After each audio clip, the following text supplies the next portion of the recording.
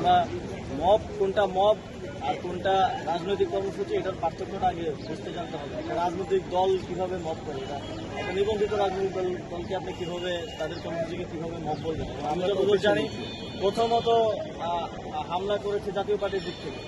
এখন আমরা এর আগেও দেখেছি রাজনৈতিক দলগুলোর মধ্যে নানা সময় এ ধরনের উত্তপ্ত পরিস্থিতি সৃষ্টি হতেই পারে, কিন্তু এটাকে মব বলে একটা পক্ষকে নিউট্রালাইজ করা এবং আরেকটা পক্ষকে ফ্যাসিলিটি দেওয়া, এটা স্পষ্টতই আমি এর আগেও ঠিকানায় একটা টকশোতে বলেছি যে এখন আবার জাতীয় পার্টির ভেতর দিয়ে আওয়ামী লীগকে ফেরানো, যেহেতু রিফাইন্ড আওয়ামী লীগের চিন্তাটা ব্যর্থ হয়েছে, জাতীয় পার্টির ভেতর দিয়ে আওয়ামী লীগকে ফেরানোর একটা পরিকল্পনা চলছে।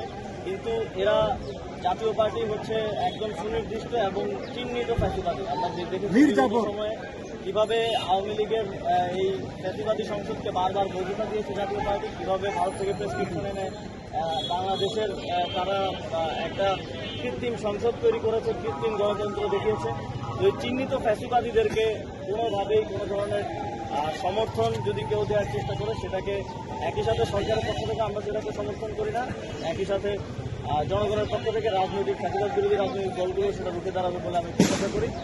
এবং আমরা আরেকটা জিনিস স্পষ্টভাবে বলতে চাই যে এখানে ইনক্লুসিভ নির্বাচনের নামে অনেকেই চাইবে না যে আগামীর বাংলাদেশে আওয়ামী লীগকে ছাড়া বা আওয়ামী লীগের স্টাবলিশমেন্ট ছাড়া কোনো ধরনের রাজনৈতিক কিংবা গণতান্ত্রিক সেটেলমেন্ট হয়ে যায়। ফ্যাসিবাদ বিরোধী রাজনৈতিক দলগুলো সরকারি দল বিরোধী দল হয়ে গেলে সেই সেটেলমেন্ট আসলে হয়ে যাবে। তো সেই জায়গা থেকে অনেকে নির্বাচন পেছানোরও চেষ্টা করবে। তারা আওয়ামী লীগকে নানা ফরম্যাটে যদি তারা না আনতে পারে তাহলে তারা সেটা বান চালানোর চেষ্টা করবে বলে আমরা ধারণা করি।